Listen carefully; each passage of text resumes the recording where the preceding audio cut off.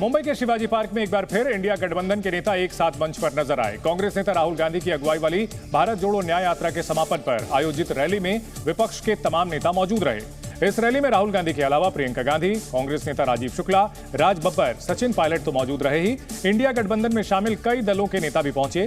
Sharad Pawar, Mehbooba Mufti, MK Stalin, Aditya Thackeray और आम आदमी पार्टी के सौरभ भारद्वाज समेत कई नेता मंच पर एक साथ नजर आए। यूपी की अमेठी और रायबरेली लोकसभा सीट से गांधी परिवार ने दूरी बना ली है। खबर है कि गांधी परिवार का कोई भी सदस्य अपनी इन परंपरागत सीटों से चुनाव नहीं लड़ेगा। यानी अमेठी और रायबरेली की परंपरागत सीट पर गांधी परिवार इस बार किसी और उम्मीदवार को मौका देगा, क्योंकि सूत्रों के मुताबिक अमेठी और रायबरेली से गांधी परिवार का कोई भी सदस्य चुनाव नहीं लड़ेगा। खबर है कि ना तो प्रियंका गांधी वाड्रा लोकसभा चुनाव लड़ेंगी और ना ही राहुल गांधी अमेठी से चुनाव लड़ेंगे।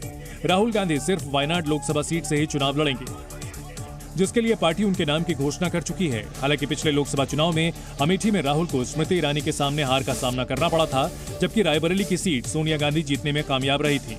लेकिन इस बार सोनिया गांधी राज्यसभा पहुंच गई हैं और अब खबर है कि राहुल और प्रियंका गांधी भी यहां से चुनाव नहीं लड़ रहे हैं। इससे साफ जाहिर है कि इस बार इन दोनों सीटों पर पार्टी किसी और उम्मीदवार को मौका देगी। अमेठी और रायबरेली लोकसभा सीट से गांधी परिवार के दूरी बनाने की खबरों के बीच बीजेपी ने कांग्रेस पर तंज कसा। बीजेपी ने दावा किया कि कांग्रेस को अभी से हार का डर सताने लगा है।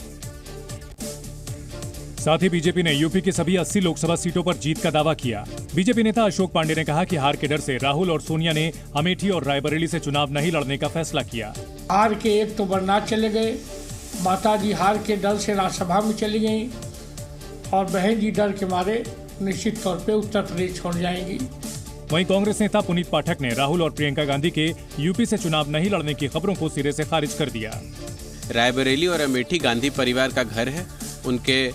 वहाँ के लोग उनको अपने परिवार के सदस्य की तरह देखते हैं और निश्चित तौर पे राहुल जी और प्रियंका जी दोनों उत्तर प्रदेश से चुनाव लड़ेंगे। रायबरेली और अमेठी दोनों ही गांधी परिवार का गढ़ और पारंपरिक सीट रही है।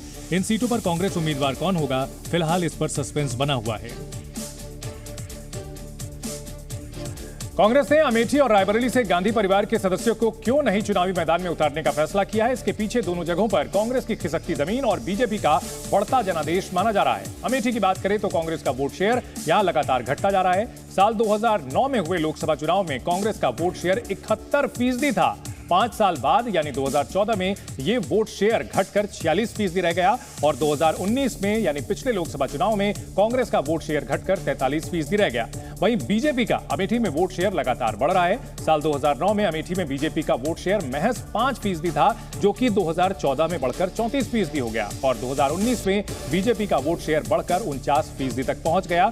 और यही वो वक्त था जब स्मृति ईरानी ने राहुल गांधी को हरा दिया। रायबरेली की बात करें तो 2019 में सोनिया गांधी जब वहां जीती थी तब कांग्रेस का वोट शेयर 55% था, जबकि बीजेपी का वोट शेयर 38% था। लेकिन 3 साल बाद यूपी विधानसभा चुनाव में रायबरेली में कांग्रेस का वोट शेयर गिर गया। 2022 में कांग्रेस का विधानसभा चुनाव में वोट शेयर सिर्फ 12% रह गया, जबकि बीजेपी का वोट शेयर 36% पर पहुंच गया। और ऐसे में कहीं ना कहीं गांधी परिवार के लिए ये अब सेफ सीटें नहीं रह गई। उधर मुंबई में रैली से पहले कांग्रेस नेता राहुल गांधी और प्रियंका गांधी ने न्याय संकल्प पदयात्रा निकाली। ये पदयात्रा दक्षिण मुंबई में मणि भवन से शुरू हुई और अगस्त क्रांति मैदान पर खत्म हुई,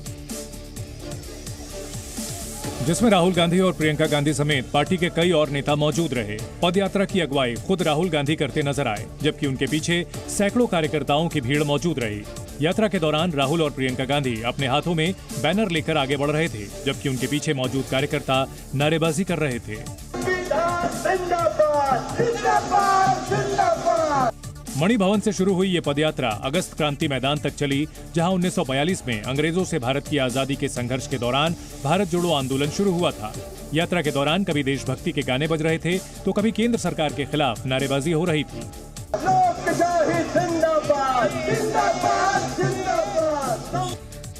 राहुल की यात्रा जैसे जैसे आगे बढ़ी, लोगों की भीड़ जुटती गई। इस दौरान राहुल कभी हाथ हिलाकर तो कभी हाथ जोड़कर लोगों का अभिवादन करते दिखाई दिए। इस दौरान कांग्रेस नेता राहुल गांधी ने बीजेपी की विचारधारा पर फिर हमला बोला। उन्होंने कहा कि यह लड़ाई 2 पार्टियों के बीच नहीं बल्कि 2 विचारधाराओं के बीच है और इसके लिए उन्होंने लोगों से एकजुट होने की भी अपील की। राहुल गांधी ने कहा, हमारे देश में एक विचारधारा सत्ता के केंद्रीकरण में यकीन रखती है, जबकि दूसरी विचारधारा शिव की बारात की तरह है, जो सभी को एक साथ लेकर चलती है। और एक दूसरा तरीका है कि हिंदुस्तान को डिसेंट्रलाइज तरीके से हिंदुस्तान के सब लोगों को सुनकर चलाया जाए। राहुल गांधी ने कहा कि उनकी ये लड़ाई उनके और नरेंद्र मोदी या फिर कांग्रेस और बीजेपी के बीच नहीं है, बल्कि ये लड़ाई दो विचारों के बीच है। इस दौरान उन्होंने लोगों से अपील की कि वो डरे नहीं, खासकर तब जब लड़ाई दो विचारधाराओं के बीच हो। लोकसभा चुनाव से पहले कांग्रेस नेता राहुल गांधी की मुश्किलें बढ़ी हैं। झारखंड की चाईबासा एमपी एमएलए कोर्ट ने 6 साल पुराने मामले में कांग्रेस नेता राहुल गांधी को तलब किया है। कोर्ट ने उन्हें 27 मार्च को पेश होने को कहा है। 2018 में उन्होंने बीजेपी पर आपत्तिजनक टिप्पणी की थी, जिसके बाद बीजेपी नेता प्रताप कटियार ने उनके खिलाफ मामला दर्ज कराया था। छत्तीसगढ़ के पूर्व मुख्यमंत्री और राजनांदगांव से कांग्रेस प्रत्याशी भूपेश बघेल की मुश्किलें बढ़ गई हैं। महादेव सट्टा ऐप मामले में उनके खिलाफ एफआईआर दर्ज की गई है। उनके खिलाफ 120B, 34, 406, 420, 467 समेत अनेक धाराओं में केस दर्ज किया गया है। एफआईआर में करोड़ों रुपए के लेन देन का भी आरोप है। लोकसभा चुनाव से पहले केसीआर की पार्टी बीआरएस को बड़ा झटका लगा है। बीआरएस के एमपी रंजीत रेड्डी ने पार्टी से इस्तीफा दे दिया है। सूत्रों के मुताबिक वो कांग्रेस में शामिल हो सकते हैं और कांग्रेस के टिकट पर चिविल्ला लोकसभा क्षेत्र से चुनाव लड़ सकते हैं। लोकसभा चुनाव की तारीखों के ऐलान के साथ ही जहां देश भर में चुनावी सरगर्मियां तेज हो गईं, वहीं महाविकास अघाड़ी में सीट शेयरिंग को लेकर पेच अभी भी फंसा हुआ नजर आ रहा है। हालांकि शिवसेना उद्धव गुट ने दावा किया कि सीट बंटवारे पर सहमति बन गई है और जल्द ही इसकी घोषणा कर दी जाएगी। सीट शेयरिंग को लेकर आपने बोला कि ऑलमोस्ट पूरा फाइनल हो गया है। 1-2 दिन में मतलब हम उम्मीद कर सकते हैं कि कल सीट शेयरिंग कल तक हो जाएगा, कल तक पूरी घोषणा हो जाएगा। दावा चाहे जो भी किया जा रहा हो, लेकिन हकीकत यह है कि महाविकास अघाड़ी में सीटों को लेकर तनातनी अब भी जारी है। सूत्रों के मुताबिक महाविकास अघाड़ी के भीतर सीट बंटवारे का फॉर्मूला 20-18-10 का है, यानी कांग्रेस को 20 लोकसभा सीटें, शिवसेना उद्धव गुट को 18 और बाकी 10 सीटें शरद पवार की एनसीपी के लिए हैं। साथ ही प्रकाश आंबेडकर की वंचित बहुजन अघाड़ी के साथ भी बातचीत जारी है। खबर है कि महाविकास अघाड़ी के बीच 10 सीटों को लेकर तनाव है। हालांकि महाविकास अघाड़ी के नेता जल्द ही विवाद हल करने का दावा कर रहे हैं। जी न्यूज़।